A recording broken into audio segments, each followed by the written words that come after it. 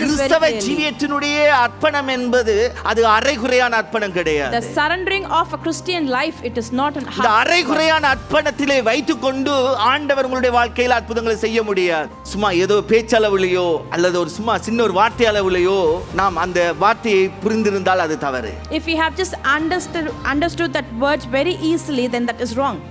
அது அதற்கு மேற்பட்ட விதத்திலே ஆழமாக பார்க்க வேண்டிய ஒரு காரியம். There's something that you need to just look deeper into it. அந்த ஒப்புக்கொடுத்தலை நாம பார்க்கிற விதத்தின் அடிப்படையிலே இருக்கிறது முழுமையான அந்த ஒப்புக்கொடுத்தலுக்குரிய காரியம். நம்ம வாழ்க்கையில நம்ம சிம்பிளா நினைச்சிட்டு என்ன செஞ்சிடுறோம், சோ அப்படியே நினைச்சிடுறோம். We take it very easily in our life. ஏன்னு சொன்னா ஒவ்வொரு சரண்டருக்கு பின்னாடி ஆண்டவருடைய தூதர்களுடைய விசிட்டிங் இருக்குது. Behind each and every surrender there is a visitation of உங்களுடைய the ஒவ்வொரு angels ஒப்புக்கொடுத்தலுக்கு of God. பின்னாடி தான் ஆண்டவருடைய கிரியைகள் வெளிப்பட போகிறது. Psalms 37 ஐந்தாவது வசனம் verse 5. ஒப்புவித்து அவர் மேல் நம்பிக்கையாயிரு, அவரே காரியத்தை வாய்க்க பண்ணுவார். ஆமென். Commit your way to the Lord, trust in him and he will do this. ஆமென். இந்த வார்த்தையிலிருந்து கர்த்தர் உங்களோடு பேசுவாராக. From this verse let the Lord speak to you. இந்த இடத்திலிருந்து ஒப்புக்கொடுத்தலும் கர்த்தரால் காரியம் வாய்ப்பதையும் நான் இந்த இடத்திலிருந்து உங்களுக்கு காண்பிக்க விரும்புகிறேன். I want to show you about committing your ways and he will make things for you. நம்முடைய சரண்டருக்கும் அந்த சக்சஸுக்கும் இருக்கிற தொடர்பை உங்களுக்கு காண்பிக்க விரும்புகிறேன். I want to show you the relation between the surrendering and the success. இந்த வசனத்திலே பார்க்கும்போது இந்த வார்த்தையை நம்ம அதிகமாய் அநேகர் மனப்பாடம் பண்ணியிருக்கலாம். This verse many of you would have memorized it. என்னுடைய வாழ்க்கையிலும் இந்த வார்த்தை பல முறைகள் கர்த்தர் இந்த வார்த்தை மூலமாக பேசி இருந்திருக்கிறார். Even in my life many times the Lord has spoken to me through this verse. இந்த வார்த்தைகள் பேசப்பட்ட போதெல்லாம் காரியங்களை ஆண்டவர் வாய்க்க பண்ணினதை நான் பார்த்திருக்கிறேன். When these verses have been spoken to me, I have seen that God has made the things successful in my என்னுடைய life. திருமண நாட்களிலே நான் காத்து கொண்டிருந்த போது ஜெபத்தோட்டம் காளியார் கோயிலுக்கு 3 நாள் உபவாச கூட்டத்துக்கு போயிருந்தேன். When I was just waiting for my marriage, I just went for this fasting prayer meeting in Kaliyar Koil. அப்போ அந்த தீர்மானம் எடுக்கிற அந்த நேரத்துக்கு வந்தாச்சு. I have just come to the time where I have to take a decision. கர்த்தர் இப்படி காரியத்தை வாய்க்க பண்ண போகிறார் என்று தெரியாது. But I do not know how God is going to make ஒரு குழப்பத்தோடு அந்த things. 3 நாள் உபவாச கூட்டத்திலே போய் உட்கார்ந்திருந்தேன். With the longing I was there in the fasting prayer for 3 days. உட்கார்ந்திருந்த போது ஃாதர் பெர்க்மான்ஸ் இந்த வார்த்தையை வைத்து பேசினார். When I was waiting there in the fasting prayer meeting, Father Bergman spoke to us in this from this verse. நம்ம காரியங்களை வாய்க்க பண்ணுவதை எதிர்பார்க்கிறோம். We expect the things to happen in our life. நாம விரும்புகிற காரியங்கள் நடக்கணுமே என்கிற ஒரு தீவிர ஒரு வாஞ்சையோடு இருக்கிறோம். With a great longing that we expect the things that we long for has to happen according to a desire. ஒப்புக்கொடுத்தலில் இருக்கிற அவசியத்தை அவர் காண்பித்து பேசினார். And he just showed the importance of the surrender for that. அந்த வார்த்தைகள் என்னை அதிகமாய் தொட்டது. Those words touched me. இந்த நேரத்தில் ஆகவே இந்த அடிப்படையிலேயே நான் உங்களிடத்தில் பேச விரும்புகிறேன். In this basis I want to talk to you all today. இந்த இடத்துல இருக்கிற ஒவ்வொருவருக்கும் பல எதிர்பார்ப்புகள் உண்டு. Each and every of you have got so many expectations. நாம் பல விதங்களிலே பல கேள்விகளோடு ஆண்டவருடைய சமூகத்துக்கு இந்த இடத்துல வந்திருக்கலாம். In many ways with many questions we have come to the presence of the Lord. எத்தனையோ காரியங்கள் நடக்குமா நடக்காதா என்ற குழப்பத்தோடு நாம் இருக்கலாம். We have many confusion and doubt whether these things will happen or not. வேதம் சொல்லுகிறபடி காரியங்களை வாய்க்க செய்கிறவர் கர்த்தர். But according to the scripture, it is the God who make things happen. நம்முடைய காரியங்களை கண்ணோக்கி பார்த்து அந்த காரியங்களை கைகூடி வர செய்கிறவர் கர்த்தர். It is the Lord who looks into our things and he is the one who brings its success into எவ்வளவு us. கால தாமதமானாலும் அந்த காரியத்தை நிறைவேற்றுகிறதுக்கான கிரியைகளை நடப்பிக்கிறவர் நம்முடைய கர்த்தர். How much of delay that it could take, but it is the Lord who make things happen into your life. அதுல எந்த சந்தேகமும் யாருக்கும் கிடையாது என்று நான் விசுவாசிக்கிறேன். I certainly believe that none of you has got any doubt in நம்முடைய this. பிரயாசங்களுக்கு மேலாக கர்த்தருடைய கரம் இல்லை என்று சொன்னால் காரியங்கள் வாய்க்காது. If the God's hand is not upon all our efforts, then nothing will come. இப்போ சங்கீத புத்தகத்தை வாசிக்கும் போது கூட சாம் சொல்லும்போது அந்த வார்த்தையை சொல்லிட்டு Even when we are just reading Psalms, Sam Rose said that என்னதான் words. கட்டினாலும் வீட்டை கட்டினாலும் காரியத்தை வாய்க்க பண்ணணும் கர்த்தர் தான். How much ever you build the house, the God is the one so who makes things எல்லாவற்றையும் happen. வாய்க்க பண்ணுகிற வேலை அது அவருடைய So காரியம். it is the work of Lord who just makes everything happen. அந்த காரியங்களை வாய்க்கணுமே என்கிற நம்மள்ட்ட ஏக்கம் இருக்கிறது, எதிர்பார்ப்பு இருக்கிறது. We have the longing and the expectation that those things should come true. ஆனா ஆண்டவர் எதிர்பார்க்கிற அதற்கு ஏற்ற விதமான ஒப்பு கொடுத்தல் நம்முடைய வாழ்க்கையில் இருக்கிறதா என்பதுதான் கேள்வி.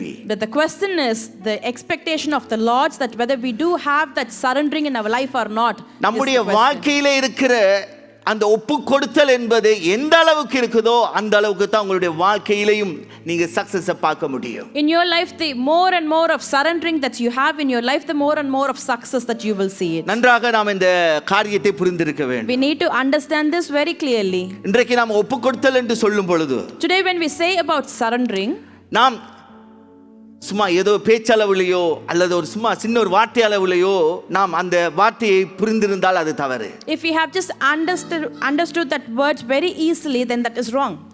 அது அதற்கு மேற்பட்ட விதத்திலே ஆழமாக பார்க்க வேண்டிய ஒரு காரியம். It is something that you need to just look deeper into it. அந்த ஒப்பு கொடுத்தலை நாம பார்க்கிற விதத்தின் அடிப்படையிலே இருக்கிறது முழுமையான அந்த ஒப்பு கொடுத்தலுக்குரிய காரியம். In that word, the surrendering or commitment is just what you completely surrender yourself is what the matters there. நல்லா புரிந்து கொள்ளணும். We need to understand that வேதத்துல ஆண்டவர் ஓசியா தீர்க்கதரிசி மூலமாக இஸ்ரவேல் ஜனங்களோடு பேசுகிற ஒரு காரியம். So this incident is where the Lord speaks to prophet Hosea. இஸ்ரவேல் ஜனங்கள் அங்கே எப்ராயிமை குறித்து பேசும்போது ஆண்டவர் சொல்லுகிறார். When the Israelites were speaking about Ephraim, the Lord Hosea spoke to them. புத்தகத்திலே நீங்க அது 7வது அதிகாரம் 8வது வசனத்திலே பார்க்க முடியும். In Hosea chapter 7 verse 8 it says, அங்கே அவர் சொல்லுகிறார், எப்ராயிமை பார்த்து சொல்லுகிறார், திருப்பி போடாத அப்பம் என்று சொல்லுகிறார். he looks into Ephraim and he says it is a flat loaf not turned over. திருப்பி போடாத அப்பம் என்ற வார்த்தை எந்த நோக்கத்துக்காக ஆண்டவர் சொல்லுகிறார் என்பது மிக It is முக்கியம். very important to understand with what purpose the Lord says this word. நான் இந்த ஒப்பு கொடுத்தலையும் இந்த திருப்பி போடாத அப்பத்தையும் நான் ஒப்பிட்டு நான் உங்களுக்கு காண்பிக்க I விரும்புகிறேன். want to just compare the surrendering and also a loaf that's not been turned around. இந்த அப்பத்துக்கு ஒரு நோக்கம் இருக்குது. There is a அந்த purpose. அப்பம் ஒரு சைடு அல்ல, அது ரெண்டு பக்கமும் அது வேக வேண்டும். This bread has to be baked on both sides. அந்த ரெண்டு பக்கமும் அது வேகினால்தான் அந்த அப்பத்தை எதற்காக அதை குக் பண்ணினாங்களோ அதனுடைய நோக்கத்தை அது நிறைவேற்றும். Only if the bread has been baked on both sides and what purpose it has been cooked for, that will be fulfilled. அல்லாவிட்டால் அது பயனற்ற ஒரு அப்பமாகவே இருந்திருக்கும். Otherwise that bread will not be useful for anything. இப்போ இஸ்ரவேல் ஜனங்களுடைய நிலையை நீங்க எடுத்து பார்த்தீர்கள் என்று If you see சொன்னால் the state of the Israelites, அந்த எப்ராயிம் கோத்திரம் மாத்திரமல்ல எல்லா கோத்திரங்களுடைய நிலையுமே ஒரு அர்ப்பணிக்கப்படாத இந்த திருப்பி போடாத அப்பத்தை போல அரைகுறையாக வேகின ஒரு வாழ்க்கையே என்ன செய்கிறது? வேதம் நமக்கு தீர்க்கதரிசிகள் வாயிலாக மறுபடியும் காண்பிக்கிறதை வேதம் காட்டுகிறது. not only the tribe of Ephraim, but if you see all the other tribes in Israel, they are like this uncooked breads. They have not surrendered themselves, and that is what the Bible shows us through the all book of prophets. இன்னொரு விதத்திலே சொன்னால் அது அரைகுறையான அர்ப்பணிப்பு. In the other words, if we to say, it is like a half cooked commitment. நாம் அர்ப்பணிக்கிறோம். We commit நம்ம ourselves. லைஃப்ல எதெல்லாம் ஈஸியாக கொடுக்க முடியுமோ அதை மாத்திரம். All those things that will be easy for us to commit, we do அதனுடைய that. பேர் அர்ப்பணிப்பு கிடையாது. But that doesn't mean the எது commitment. என்னால செய்ய முடியும், What I can do, எது எனக்கு ஈஸியா இருக்கு, what things are easy அதை for me, கொடுக்கிறது ஈஸி. giving that is என்னால very easy. முடியாததையும் முழுமையாக ஒப்பு கொடுக்கிற நிலை என்பது என்னுடைய வாழ்க்கையில் இருக்கிறதா என்பதுதான் கேள்வி. The question is, do you have the stage where you things that you cannot do, are you committing yourself completely to it? நல்லா எல்லாரும் புரிந்து கொள்ள We வேண்டும். need to understand this very கிறிஸ்தவ clearly. ஜீவியத்தினுடைய அர்ப்பணம் என்பது அது அரைகுறையான அர்ப்பணம் The கிடையாது. surrendering of a Christian life, it is not an இந்த half. அரைகுறையான அர்ப்பணத்திலே வைத்துக்கொண்டு ஆண்டவர் உங்களுடைய வாழ்க்கையில் அற்புதங்களை செய்ய முடியாது. With your half commitment, the Lord will not be able to do great வேதத்திலே miracles in நீங்க your life. ஜெனசிஸ்ல இருந்து எண்ட் வரைக்கும் பார்த்தாலுமே If you see from Genesis up இருக்கிற until ஒவ்வொரு Revelation, வேத பாத்திரங்களுடைய காரியங்கள் இருந்து பார்த்தோம் என்று if சொன்னார், you see in the life of each and every vessel in the அவங்களுடைய scripture, முழுமையான அர்ப்பணிக்கு பின்னாடி தான் அவங்களுடைய வாழ்க்கையினுடைய சரித்திரத்துல சக்சஸ் பார்க்க it's முடியும். only because after their full commitment, you would be able to see the success. சில in பேர் their life. ஆரம்பத்தில் அர்ப்பணித்தது போல முழுமையான அர்ப்பணிக்கப்பட்டவர்கள் போல இருந்திருக்கிறாங்க. Some vessels in their initial life, they would have seen as if they have சில full பேருடைய வாழ்க்கை commitment. இடையிலே அந்த அர்ப்பணிப்பு தவறப்பட்டு என்ன செய்யப்பட்டிருக்கிறது, டைவர்ட் ஆகி அந்த அர்ப்பணிப்பு நிறைவேறாமல் அவங்களுடைய வாழ்க்கை முடிவும் கூட ஒரு பாழாக்கப்பட்ட முடிவாக மாறி இருக்கிறது வேதம் காட்டுகிறது. But in some people's life that you could see in the middle of their life, they have just come out of their commitment, and we could see that their life has ended in failure. வேதம் சொல்லுகிறபடி கிறிஸ்தவ ஜீவியம் என்பது சிலுவையை சுமந்து நம்ம முன்னே போய் கொண்டிருக்கிற வாழ்க்கை. Like the scripture says, our Christian life is a life where we take the cross and then we go அர்ப்பணிச்சிட்டோம். நான் forward. சிலுவையை தூக்குல தொடங்கணும்னு சொன்னா இடையில இறக்கி வைக்க முடியாது, அண்டில் மரிக்கும் வரைக்கும். Once we have committed, if we have taken the cross, then we cannot leave it in எத்தனை between. இழப்புகள் வந்தாலும், எத்தனை பெயின்கள் வந்தாலும், எத்தனை காரியங்கள் நமக்கு தடையாக நின்றாலும் நாம முன்னோக்கி செல்ல அழைக்கப்பட்டவர்கள். How much of loss, how much of failure, how much of trouble that we face, but we have been called to move forward. ஆகவே நம்முடைய வாழ்க்கையில முதல் பார்க்க வேண்டிய ஒரு காரியம், So the first thing that we need to see in இந்த our ஒப்பு life, கொடுத்தல் என்கிற காரியத்திலே அல்லது அர்ப்பணிப்பு என்ற காரியத்திலே பார்க்கும் பொழுது, when we come into this act of commitment or surrender, ஆண்டவர் நம்மிடத்திலே ஒரு முழுமையான ஒரு ஒப்பு கொடுத்தலை எதிர்பார்க்கிறார், ஒரு முழுமையை எதிர்பார்க்கிறார். the Lord expects that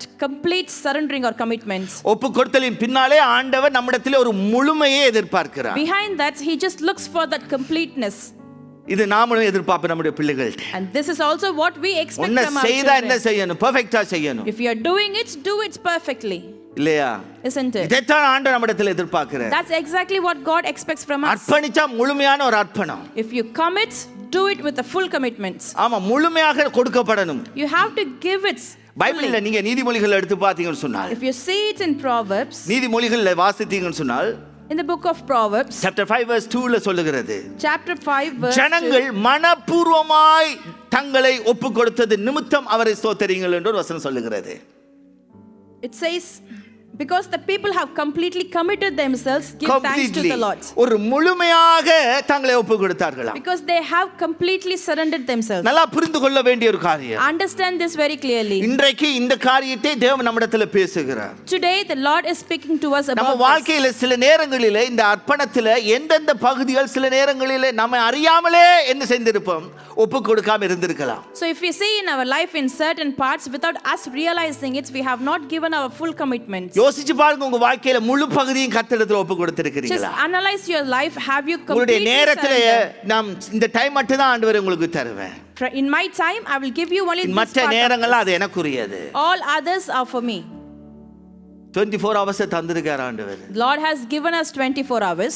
இப்போ நம்ம அந்த கணக்கு எதை வச்சு போடுவோம் தெரியுமா? So do you know how we calculate? ரட்சிக்கப்படும் போது ஆண்டவரே நீர் நிஜமான, நீர் தான் என் ஆண்டவர். When we are saved, we will say, Lord, you are my அப்படின்னு சொன்னாலே master. நீங்க தான் என்ன ஆள்றவர். So which means that you முழுமை are உங்களுக்கு தான் reigning அப்படின்றோம். completely for you. ஆனா கணக்கு போடுறதெல்லாம் ஆண்டவருடைய கணக்குல நம்ம வாழ்றது இல்ல. But all the calculation that we do, it's not அந்த according to 24 God's. ஹவர்ஸ்ல வாழ்ற அந்த டைம் முழுக்க நாம ஒரு 24 மணி தியாலத்துல ஒரு 10% கொடுக்கிறதுக்கே நம்மளால முடியல. Out of the 24 hours, we are not even able to give at least 10% for God. எத்தனை பேர் நாம 10% ஆண்டவருக்கு கொடுக்கிறோம்? How many of you are giving 10% to Lord? இந்த கேள்வி நம்ம கேட்டு பார்த்திருக்கோமா?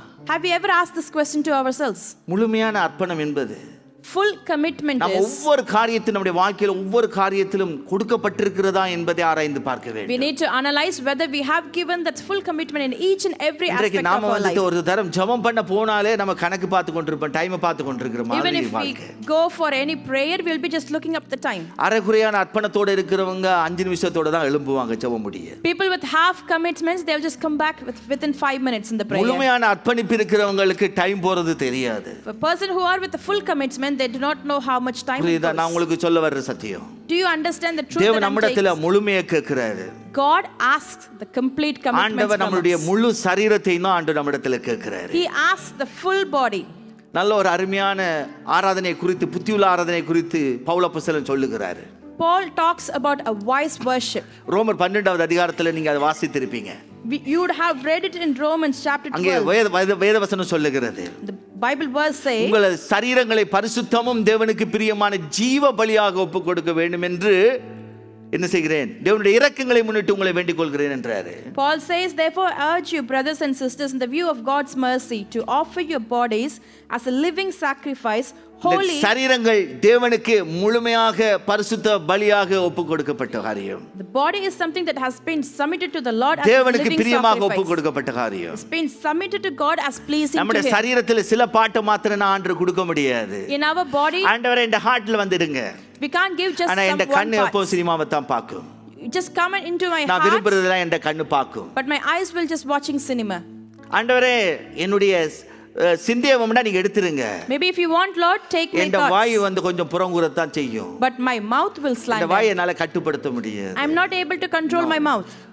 முழுமையாக நாம் என்ன செய்ய வேண்டும்? நம்முடைய வாழ்வின் பகுதிகள் ஒப்பு கொடுக்கப்பட With வேண்டும். full commitments, all the aspect of our life has to be surrendered. இன்றைக்கு நாம ஆராய்ந்து பார்த்தோம் என்று சொன்னால் If we analyze ourselves, முழுமையாக ஒப்பு கொடுக்கப்பட்டோம் என்று சொல்லவருடைய வாழ்க்கையில் ஒரு 10% தான் உண்மையிலே ஒப்பு கொடுத்திருப்போம். people who say that they have fully அநேக committed, காரியங்களிலே அந்த முழுமையான அர்ப்பணிப்பு இல்லாம போராடி கொண்டிருக்கிறோம். in many things in their life that they have been struggling to give the full commitment. நல்லா புரிந்து கொள்ளணும். We have to understand this ஆண்டவர் clearly. கெத்செமனே தோட்டத்திலே 3 தரம் ஜெபித்தார் என்று மத்தேயு புத்தகத்தில் எழுதப்பட்டிருக்கு. In the book of Matthew it is written that Jesus prayed for 3 times in the மத்தேயு garden chapter of 26 verse 39 42 verse 44 இந்த 3 இடத்திலும் அந்த வார்த்தை யூஸ் பண்ணப்பட்டிருக்கு.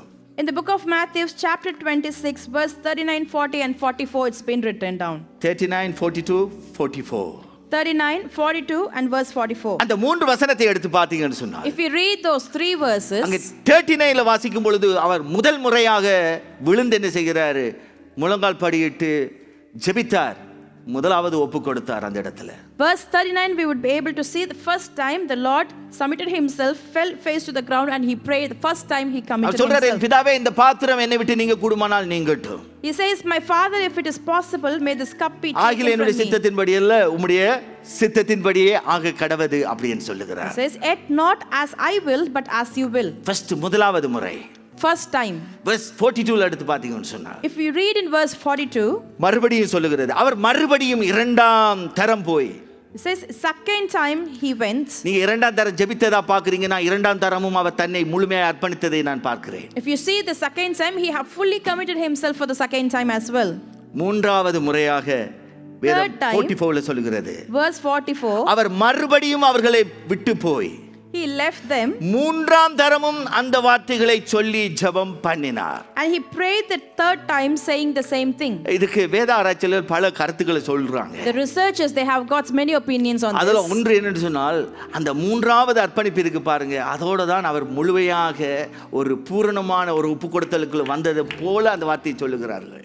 They say that the third time when he went and committed himself, he has attained the fullness, the completeness of his ஒப்பு commitments. கொடுத்தல் என்றது ஆண்டவராக இயேசு கிறிஸ்துவுக்கு ஈஸியாக இருக்குல்ல. For Jesus, committing himself is not an easy நல்லா புரிந்து task. கொள்ளுங்க. We need to understand this. அவர் ஒப்பு கொடுக்கிறதுக்காகவே இந்த பூமிக்கு வந்தவர் தான். He has come into தன்னை ஒப்பு this, கொடுக்கிறதுக்காக இந்த பூமியில பிறந்தவர் தான். he have come into this world just to இந்த commit himself. சந்தர்ப்பத்தை நீங்க எடுத்து பாத்தீங்கன்னு சொன்னா If you read this பரலோகம் அங்க incident, உட்கார்ந்து பார்த்து கொண்டிருக்குது. the heaven is watching from first above. Create பண்ணின ஆதாமுடைய ஒப்பு கொடுத்தல் அங்கே என்ன செய்ய வந்தது? சரியான ஒப்பு கொடுத்தல் இல்லாதனால் பாவம் வந்துச்சு.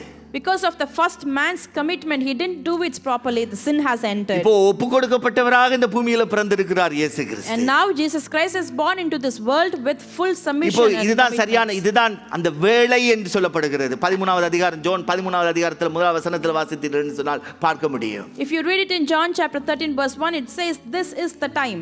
இதுதான் அவருடைய ஒப்பு கொடுக்கக்கூடிய அந்த டைம், ஃபைனல் டைம் இதுதான்.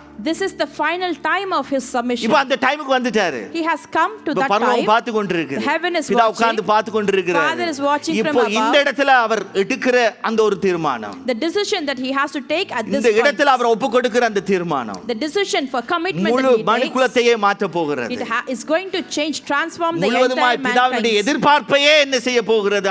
அசைக்க It's போகிறது. going to completely shake even the expectation It's of not the a Father. ஈஸியான ஒரு காரியம். It's not an easy பரலோகமே ஒரு task. டென்ஷன்ல அப்படியே உட்கார்ந்து பார்த்து The entire கொண்டிருக்கிறது. heaven with tension it is watching Gethsemane it. தோட்டத்தை பார்த்து கொண்டே It's இருந்திருக்கு. just looking into the garden நல்லா of திங்க் பண்ணி Gethsemane. பாத்தீங்கன்னு சொன்னால் Just think about நான் it. மறுபடியும் சொல்றேன், I'm இந்த saying this சரண்டர் again. என்பது சின்ன காரியம் கிடையாது. Surrendering is not Very an easy serious ஆன ஒரு task. matter. It's a very, நம்ம very வாழ்க்கையில நம்ம serious. சிம்பிளா நினைச்சிட்டு என்ன செஞ்சிடுறோம்? சோ அப்படியே நினைச்சிடுறோம். We take it very easily in our life. ஏன்னு சொன்னால் ஒவ்வொரு சரண்டருக்கு பின்னாடி ஆண்டவருடைய தூதர்களுடைய விசிட்டிங் இருக்குது.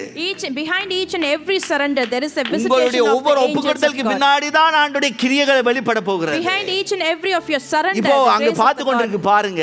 The heaven is watching. Gethsemane தோட்டத்தை நோக்கி எல்லா கண்களும் இருக்கு அப்படி பார்த்து all eyes are towards the garden of அந்த நாட்கள்ல Gethsemane. சட்டலைட்ல இருந்தா focus வச்சிருந்திருப்பாங்க. During those times there is அவ்வளவு ஒரு எதிர்பார்ப்போட பார்த்துட்டு with இருந்திருப்பாங்க. so much of expectation they இப்போ are அவர் watching. ஜெபம் பண்றாரு. And ஒரு Jesus பெரிய is ஒரு praying. டென்ஷனோட தான் ஜெபம் பண்றாரு. The great tension he அவருக்கு prays. தெரியும் தான் ஒப்பு கொடுத்தால் என்ன நடக்க போகுது தனக்கு. He knows if he surrender what's going to இதுல ஒரு happen. காரியத்தை உங்களுக்கு காண்பிக்க விரும்புகிறேன். Just one thing I want to show it ஒப்பு here. கொடுத்தலுக்கு பின்னாடி Behind your நீங்க surrender ஆசீர்வாதத்தை மாத்திரம் பார்க்காதீங்க. not only the blessing அதுக்கு that பின்னாடி you ஒரு look கிரியை இருக்குது. there is also a sacrifice behind it. புரியுதா? இன்னைக்கு ஒப்பு கொடுத்தல்னு சொன்ன உடனே ஐ சரண்டர் நம்ம பாடும் ஓல் டு ஜீசஸ் ஐ சரண்டர் வாங்க முன்னுக்கு சோத்ரா அப்படி ஒரு பயபக்தியோட முன்னுக்கு வந்துருவோம். When you just sing the song that I surrender, you all just come piously in front of it and you think that there is a blessing behind it. நல்லா புரிந்து கொள்ளுங்க. Understand this. எப்படி ஒப்பு கொடுத்தலுக்கு பின்பாக நீங்க அதை ஒரு முழுமையாய் ஆண்டு எதிர்பார்க்கிற மாதிரி உங்களுடைய ஒவ்வொருடைய ஒப்பு கொடுத்தலுக்கு பின்னாக உங்களுக்கு பின்னாடி ஒரு கிரயம் என்பதை நீங்க கொடுக்க வேண்டியிருக்கு என்பதை மறந்து விடக்கூடாது. Please never forget that when you just fully surrender yourself, behind that there is a sacrifice that you need to கிரயம் pay for. இல்லாத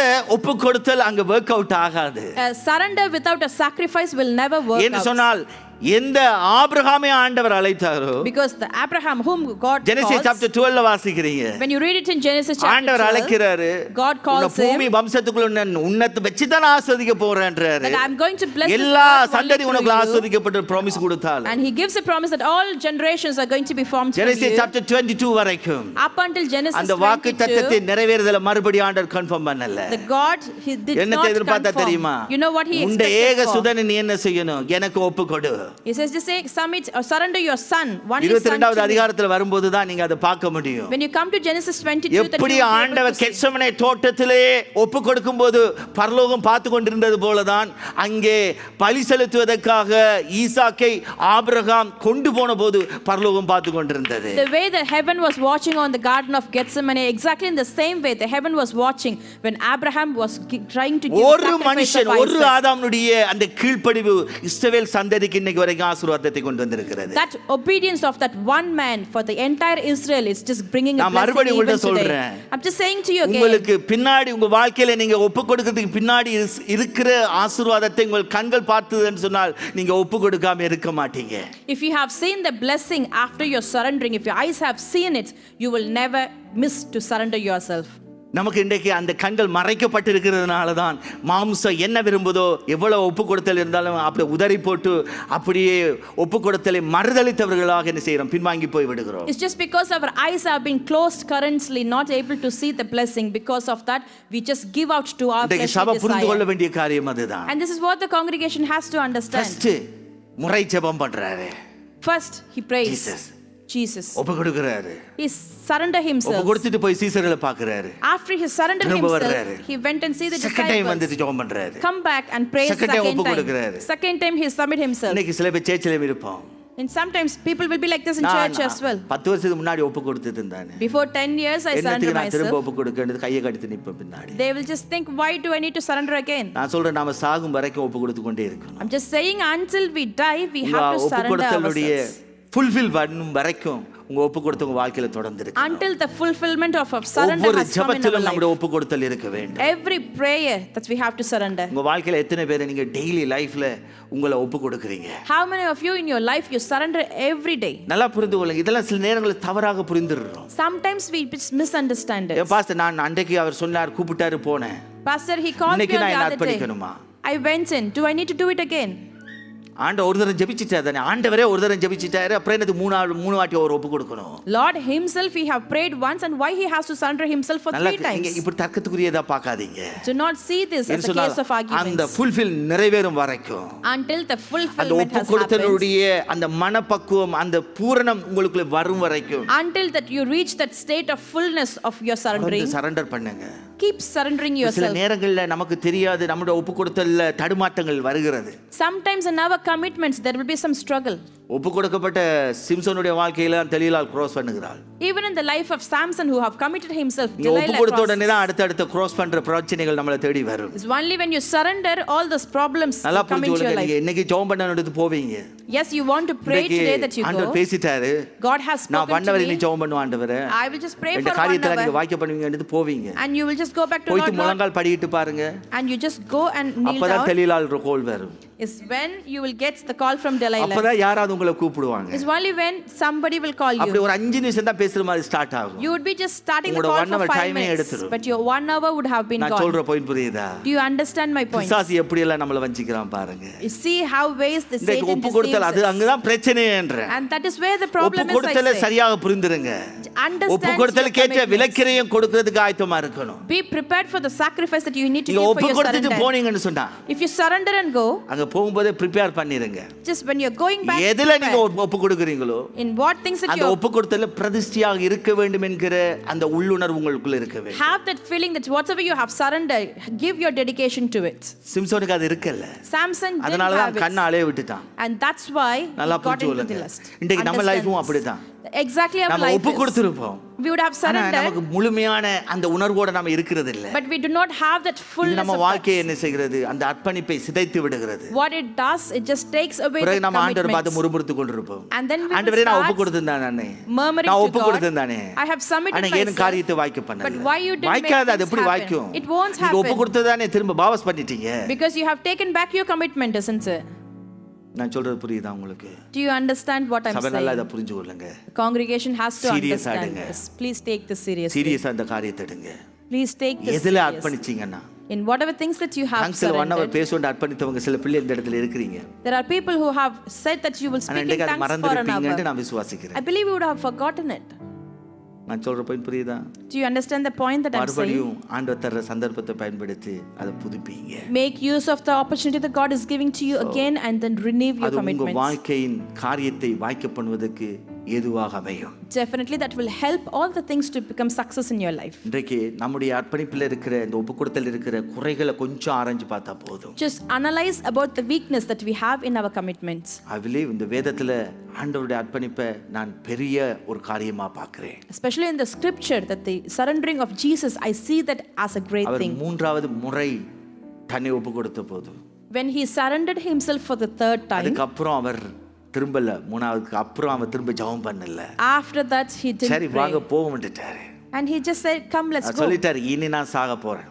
He said, I'm going to die. Bidar சித்தத்தை செய்ய போறேன். I'm going to fulfill the இதுதான் will of நடக்க God. போகுது. And this is what going to happen. அந்த பிரச்சனையை எதிர்கொள்றதுக்கு ஆயத்தமாயிட்டாரு. And he prepared himself to நல்லா face the புரிஞ்சுக்கொள்ளுங்க. problems. Understand ஒப்பு this. கொடுத்த கிரயம் என்று சொன்னா நீங்க என்ன பிரச்சனை வந்தாலும் அதுக்கு சாக துணிந்தவர்களாக இருக்கணும். If you have submitted for the surrendering, then you just be ready to die for it. வேத புத்தகத்துல நிறைய வார்த்தைகள் உண்டு. There are many verses in the scriptures. Acts chapter 15 verse 25 ல எடுத்து பாத்தீங்கன்னு சொன்னா Acts chapter 15 verse 25 says, நம்முடைய கர்த்தராகிய இயேசு கிறிஸ்துவின் நாமத்துக்காக தங்கள் பிராணனையும் ஒப்புக்கொடுக்க துணிந்தவர்கள். and men who have risked their lives for the name of Jesus. என்னவா? தங்களுடைய உயிரையும் ஒப்புக்கொடுக்க துணிந்தார்களா? It is the men who have risked their lives. இது பவுல் சொல்றாரு. Paul says this. அப்படிப்பட்ட ஒரு கூட்டம் இருந்தது. There was a group like that. அப்ப ஒப்புக்கொடுத்தல் என்பது உயிர் போனாலும் நான் அதை நிறைவேற்றுவேன். So surrendering is even if I உயிரே lose my போனாலும் life, அதை நான் நிறைவேற்றாம என்ன செய்ய மாட்டேன், இடையில ஸ்டாப் பண்ண மாட்டேன். even if I'm going to lose my life, I will not stop it in between. இதுதான் ஆண்டவர் எதிர்பார்க்கிற ஒரு எக்ஸ்ட்ரீமான ஒரு ஒப்புக்கொடுத்தல். And this is what the extreme of surrendering that God expects from you. ஆண்டவர் இந்த ஆபிரகாமை பார்த்து கொண்டிருக்காரு. God is watching Abraham. Genesis 22ல அந்த வார்த்தை உங்களுக்கு நீங்க வாசிச்சிருப்பீங்க. In Genesis chapter 22 you would have read this verse. அங்க ஆண்டவர் அதை பார்த்து கொண்டிருக்கிற அந்த சம்பவத்தை God is watching over this incident. 22ல வாசித்தீங்கன்னு சொன்னால் If you read in Genesis chapter 22 11 verse 11, அப்பொழுது கர்த்தருடைய தூதனானவர் வானத்திலிருந்து ஆபிரகாமே ஆபிரகாமே என்று கூப்பிட்டார். அந்த வார்த்தை மிக முக்கியம். but the angel of the Lord called out to him from heaven, Abraham, இப்போ இந்த Abraham. வார்த்தையை சாம் எப்படி வாசிச்சார் தெரியுமா?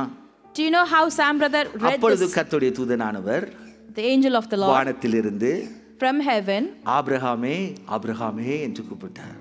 Abraham, Abraham he இன்னும் calls. கொஞ்சம் நல்லா நீங்க வந்துட்டு ஹோலியா ரெவரண்டா சொல்லுவீங்கன்னால் If you want to just say it in a very ஆண்டவர் holy, கூப்பிட்ட மாதிரி என்ன அப்படி சொல்லுவோம்? if you want to ஆபிரகாமே ஆபிரகாமே என்று கூப்பிட்டார். இப்படி நீங்க வாய்ஸை கேட்டிருப்பீங்க. This is how you would have heard the voice of the Lord. ஆனா சரித்திர ஆராய்ச்சியாளர் என்ன சொல்றாங்க தெரியுமா? But do you know what the Bible researchers say? இந்த வார்த்தையினுடைய meditation, The meditation of this particular word. ஆண்டவர் பதறிட்டாராம்.